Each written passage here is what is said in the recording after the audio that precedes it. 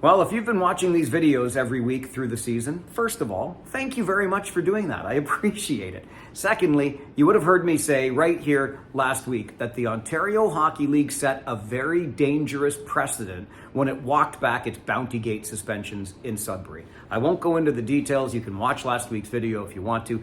The bottom line is this. What the league did in walking back its suspensions is sent the message that if you get suspended in the regular season, playoff games don't apply. So I told you, and I think the message was sent to the players, anything you do in the regular season will cost you regular season games, not playoff games.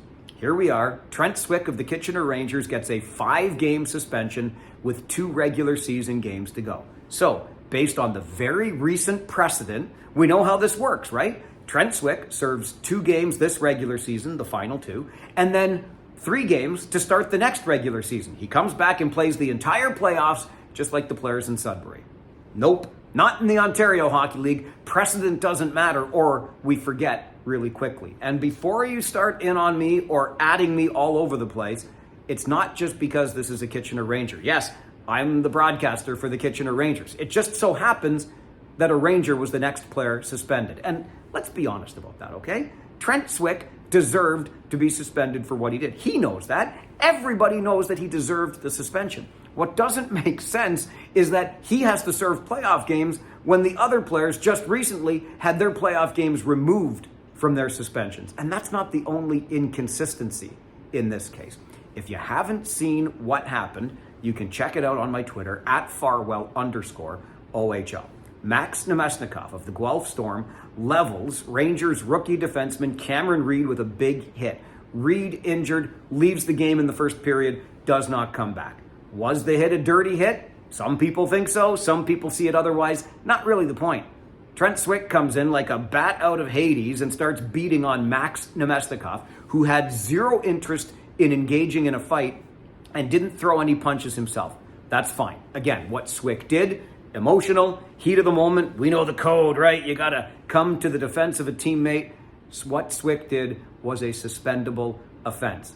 Here's the other thing, though.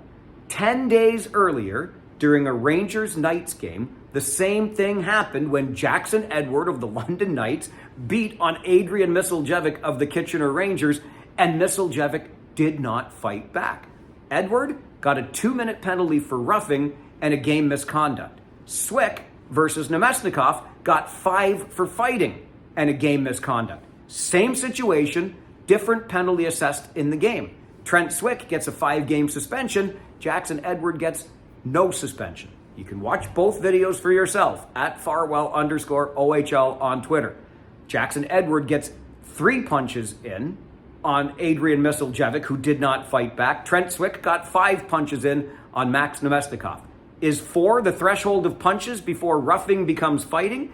How do you sort this out? How is one roughing and one's fighting? How is one a 5-game suspension and the other is 0 games suspended? How is one suspension going to carry over into the playoffs and other suspensions do not carry over into the playoffs? Oh, right. I just remembered, because if it's one thing you can always count on from the Ontario Hockey League, it's inconsistency.